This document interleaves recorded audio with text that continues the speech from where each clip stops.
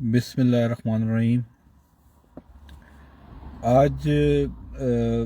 जहाँ तक मुझे याद पड़ता है कि ये पहली वीडियो है जो मैं किसी के कहने पे बना रहा हूँ। अभी तक जो वीडियोस थी, जब कभी मुझे कोई ख्याल आता था किसी टॉपिक के बारे में, तो 3 मिनट की वीडियो में या कभी कभी ज़्यादा की भी बनाता रहा हूँ। लेकिन आज एक मेरे बहुत ही करीबी दोस्त ने मुझे फ़ोर्स किया कि आप इस टॉपिक पे बात करें, और मुझे सैम्पल वीडियोस भी भेजी मुख्तलिफ़ लोगों की जो मैंने अभी तक देखी नहीं है। और उन्होंने कहा जी आप बात करें। मैंने कहा जी बात ये है कि मैं बात तो तब करूं जब मेरे पास इल्म हो, मुझे कुछ समझ हो, या मैं स्कॉलर हूं या मैं किसी लेवल पे हूं। मैं बड़े महदूद से अल्फाज या जुमले जानता हूं और बात करता हूं। तो और इस टॉपिक में मेरी कोई रिसर्च भी सच नहीं है। लेकिन फिर मैंने उनको इनकार कर दिया। तो उन्होंने कहा नहीं, आप जो है कसर नफसी से बात कर रहे हैं, तो आप बात करें, आप कुछ तो जानते हैं, ऐसी बात नहीं है। तो उनके फिर जब उन्होंने दोबारा मुझे इंसिस्ट किया तो मुझे थोड़ी सी शर्मिंदगी महसूस हुई। मैंने कहा ये अच्छी बात नहीं है, क्योंकि एक बंदा एक बार कह रहा है और आपने इनकार कर दिया और वो फिर आपको कह रहा है, तो फिर मैंने कहा चलें ठीक है। तो आज जो हम जिस टॉपिक पे बात कर रहे हैं वो है तदबीर और आपका मुकद्दर, यानी कि तकदीर। यानी कि तकदीर और तदबीर, यानी कि एक वो जो मुकद्दर आपका लिखा हुआ है और एक वो जो आप तदबीर करते हैं। टॉपिक तो ये बहुत बड़ा है, इसके बहुत स्कॉलर्स और मशाइख ने बहुत कुछ लिखा होगा, ज़ाहिरी बात है, और बताया भी होगा, बहुत से बयान होंगे। मैं उन उसका रेफरेंस नहीं दूंगा आपको। लेकिन एज अ जर्नल जो चीज़ें मैंने ज़िंदगी में देखी हैं उसको सामने रखते हुए कुछ कुरान हदीस में रेफरेंस भी मौजूद हैं, जो आप जानते हैं कि बहुत सारी चीज़ें हैं, हर चीज़ वैसे तो पता ही भी, कुछ ज़िंदगी के तजुर्बात होते हैं और इस तरह के मामला हैं। कुरान शरीफ में एक जगह पे बड़ा वाज़े आता है, क्योंकि मैं स्कॉलर नहीं हूँ तो मुझे आयत आयत नंबर वगैरह नहीं होते जब तक आयत कोई मेरे सामने ना आए। तो मैंने ये चीज़ें पढ़ी हैं पहले, उससे मैं आपको रेफ़र कर रहा हूँ कि इंसान के लिए वही कुछ है जिसके लिए वो कोशिश करता है। अगर कोई इंसान दुनिया मांगता है तो हम उसको दुनिया देते हैं, अगर कोई इंसान आखिरत मांगता है तो हम उसको आखिरत देते हैं, और दुनिया वालों को आखिरत में कोई हिस्सा नहीं है। बहुत ही वाज़िया पैगाम है। फिर रिज़क की बात करें, अब हमें तो रिज़क से गर्ज होती है ना कि रिज़क, तो रिज़क के बारे में भी अल्लाह ताला ने वाज़ह कर दिया कि मैं ही रिज़क को कम करता हूँ ज़्यादा और ज़्यादा करता हूँ, और औलाद भी मैं ही देता हूँ, किसी को बेटा, किसी को बेटी, किसी को दोनों, जो भी है वो मिसालें दी हुई ऑलरेडी। अगर आप इस पूरे सिस्टम को समझें तो हो एक कंट्रोल रहा होता है अल्लाह ताला की तरफ से, पहली बात। तो इसका मतलब है कि अल्लाह की मर्ज़ी के बगैर चाहे काम अच्छा हो या बुरा हो, पहली बात तो ये जहन में बिठा लें कि कभी भी अल्लाह की मर्ज़ी के बगैर कोई चीज़ होती नहीं है। हालांकि मैंने देखा कि लोग ये कहते हैं लेकिन मानते नहीं हैं दिल से। इस चीज़ को दिल से मान लेना जो है ना, वही कुर्ब इलाही की मंजिल है, कि जो हुआ अच्छा हुआ या बुरा हुआ अल्लाह की मर्ज़ी से हुआ, पहली बात। दूसरी बात यह कि हमारी एफर्ट इसमें क्या है। जैसे वाज़े मैंने अभी कर दिया कि कुरान शरीफ में है कि आप इंसान के लिए वही है जो जिसके लिए इंसान कोशिश करता है। अगर आप दुनिया हासिल करना चाह रहे हैं, आपके मुकद्दर में 10 गंदम की बोरियां हैं टोटल, जो आपने 70 साल में कंज्यूम करनी है। अब आपको लालच आ गया, आप कहते हैं यार महल जैसा घर हो, ज़मीन जायदाद हो, प्रॉपर्टी हो, बीवी बच्चे हों, हर चीज़ बहुत ज़बरदस्त हो। आप इस लालच में लगे हुए हैं, तकद वो कर रहे हैं, गलत या सही तरीके से दौलत कमा रहे हैं, और वो आप, तो अल्लाह ताला ये देखते हैं, जो मुझे समझ आती है कि आप जब एक सर्टेन लेवल तक नहीं बाज आते ना, आप लगे रहते हैं, आपके नीयत में ही या खुलूस में ये चीज़ दाखिल होती है कि पैसा ही सब कुछ है, और हलाल हराम की तमीज़ आप छोड़ देते हैं, तो अल्लाह ताला आपको देना शुरू कर देता है उसी तरीके से। रोकता नहीं है आपको कि यार मैं इसको रोक लूँ। वो अगर रोकेगा भी तो तब रोकेगा जब वो ये जानता है कि मैं इसको सज़ा दूंगा, तो उस सज़ा से बचाने के लिए आपको रोक ले, तो उसकी मर्ज़ी है। अदरवाइज आपके पास फ्री हैंड है, आप गलत तरीके से कमाएं या सही तरीके से कमाएं। तो आपने 10 की 10 बोरियां जो हैं दुनिया में ही हासिल कर ली, टोटल 10 थी आपकी तकदीर में, उसमें हर चीज़ आ गई आपकी, जो मैंने पहले जिसका जिक्र किया। अब होगा क्या कि अकॉर्डिंग टू कुरान आपने तो दुनिया में सब हासिल कर दिया, आखिरत के लिए आपने कुछ रखा ही नहीं, तो आपका अब आखिरत में कोई हिस्सा नहीं है। ये बहुत बड़ा जवाब है अल्लाह ताला की तरफ से, और बड़ी सख्त बात भी है और बड़ी समझने वाली है।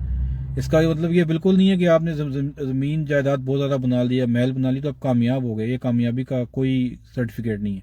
हाँ, एक सर्टिफिकेट है कामयाबी का, जो कुरान में इसका जिक्र है कि कामयाब हुए ईमान वाले। تو کامیاب صرف وہی لوگ ہوں گے جو ایمان والے ہوں گے. جو ایمان والا ہوگا وہ غلط کام کرے گا ہی نہیں, وہ نیکی کی طرف رہے گا, عبادات میں رہے گا, حقوق اللہ حقوق العباد کا خیال کرے گا اور زندگی گزارے گا, تو وہ تو کامیابی ہے, وہ تو ٹھیک ہے. تو تقدیر اور تدبیر جو ہے وہ اس طرح ہی جڑی ہوئی آپس میں. اب تقدیر جو ہے, ایک کہا جاتا ہے, علم والے لوگ بتاتے ہیں کہ 10% یا 15% یا شاید 20% میکسیمم ہوتی ہے, یعنی کہ آپ کو ٹوٹل رزق کتنا ملے گا اور کتنی زندگی ہوگی, آپ کا مزاج, یہ ساری چیزیں پہلے سے طے شدہ ہوتی ہیں, آپ کو لکھ دی جاتی ہیں. آپ مریں گے کب اور کہاں کیسے, وہ سب اللہ جانتا ہے پہلے سے, کس بیماری سے کس طریقے سے مریں گے آپ, وہ تو آپ کی تقدیر ہوگی. اور ایک تقدیر کا وہ حصہ ہوتا ہے جس کو تقدیر اولیٰ بھی کہتے ہیں. اس میں یہ بتایا جاتا ہے کہ اگر یہ بندہ فلاں کام کر لے گا تو اس کو یہ دے دیں گے, اگر نہیں کرے گا تو اس کو یہ نہیں ملے گا. تو وہ لٹکی ہوئی تقدیر, ایک تقدیر کے ساتھ ایک اور تقدیر جو ہے نا وہ بھی موجود ہوتی ہے. کئی مرتبہ ہم زندگی کے مختلف کام کرتے رہتے ہیں, کامیابی ہمیں کبھی نہیں ہوتی. پھر اچانک کوئی ہم ایسا کام کرتے ہیں کہ دیکھتے دیکھتے ہی ہم بہت سیٹ ہو جاتے ہیں. میں حلال طریقے سے بات کروں, میں غلط والی بات سائڈ کی بات ہی نہیں کر رہا, کہ جائز طریقے سے ہی اس کا وہ بندہ کام ایک سرٹن ٹائم کے بعد جا کے چل پڑتا ہے. تو وہ اسی کی تقدیر کا حصہ تھا جو تقدیر اولیٰ ہے, یہ ممکن ہے. یا جس سے اللہ تعالیٰ نے قرآن شریف میں کہا کہ ہم لوگوں کے درمیان میں دنوں کو پھیرتے رہتے ہیں, ہو سکتا ہے اس کا گڈ ٹائم ہی اب اسٹارٹ ہو رہا ہو, اگر وہ 40 سال میں پہنچ گیا, 45 سال میں یا 50 سال کا, اور اس کے فائنینشیل حالات اچھے ہو گئے. عموماً یہ ہوتا ہے کہ لوگوں کے شروع میں فائنینشیل حالات اچھے ہوتے ہیں, کئی لوگوں کے سیکنڈ فیز میں یعنی کہ فیز 2 میں اچھے ہو جاتے ہیں. فیز 2 آپ کا 40 سال کے بعد شروع ہو رہا ہے, 45 میں شروع ہو رہا ہے. میں نے ذاتی طور پہ دیکھا 50 سال کی عمر کے قریب قریب بھی لوگوں کا فیز 2 سٹارٹ ہوتے ہوئے دیکھا میں نے. ساری زندگی نوکری کرتے رہے, جب 45-50 سال کی میچور ایج میں سمجھداری میں پہنچے, یا شاید وہ ہوئے اس وقت اس عمر میں اس لیول پہ قابل ہوئے عقل سمجھ کے مطابق, تو ان کو اللہ تعالیٰ جو ہے نا وہ نوازنا شروع کر دیتا ہے, یا ان کی باری اب تھی.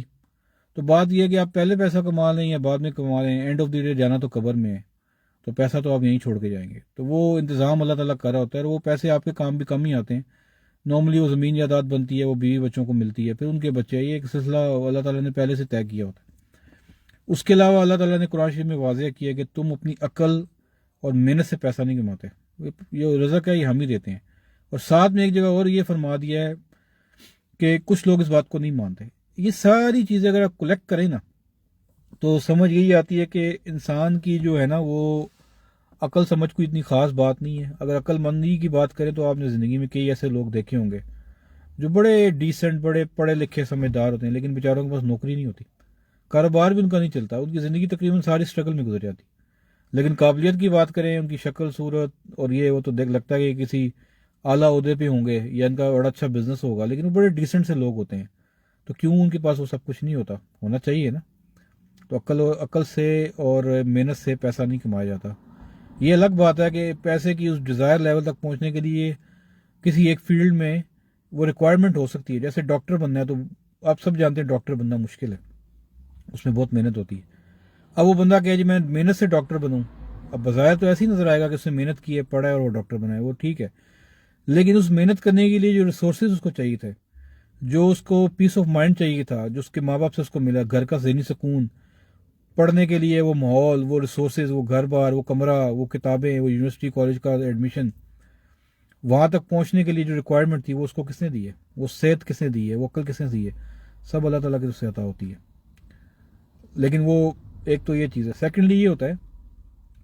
کئی مرتبہ کوئی انسان کچھ چیز سوچتا ہے, وہ اس کی تقدیر میں شاید نہ ہو, لیکن وہ جس وقت وہ عمل کرنا چاہتا ہے یا وہ سوچتا ہے وہ انتہائی سوٹیبل ٹائم ہو اس کام کے لیے, تو اللہ تعالیٰ کی طرف سے اپرووڈ ہو جائے کہ ٹھیک ہے ابھی اس کو یہ چیز عطا کر دو, یہ جو کہہ رہا ہے یہ کر رہا ہے یہ ٹھیک ہے اس وقت کے حساب سے, تو ہو سکتا ہے اس کو وہ چیز عطا ہو جائے. تو پورا لب لباب جو نکلتا ہے نا وہ اللہ کی مرضی ہی ہے. کچھ روحانی دنیا کے معاملات میں, دنیا میں جو لوگ اس رستے پہ سفر کرتے ہیں, کچھ ایسی چیزیں ہو جاتی ہیں جو عام لوگوں کے ساتھ کبھی بھی نہیں ہوتی. اس میں بھی ایسے معاملات آ جاتے ہیں کہ انسان سوچ رہا ہوتا ہے کہ میں یہ کروں, تو کئی بار آگے سے پیغام مل جاتا ہے کہ تم چاہ بھی نہیں سکتے اگر ہم نہ چاہیں تو.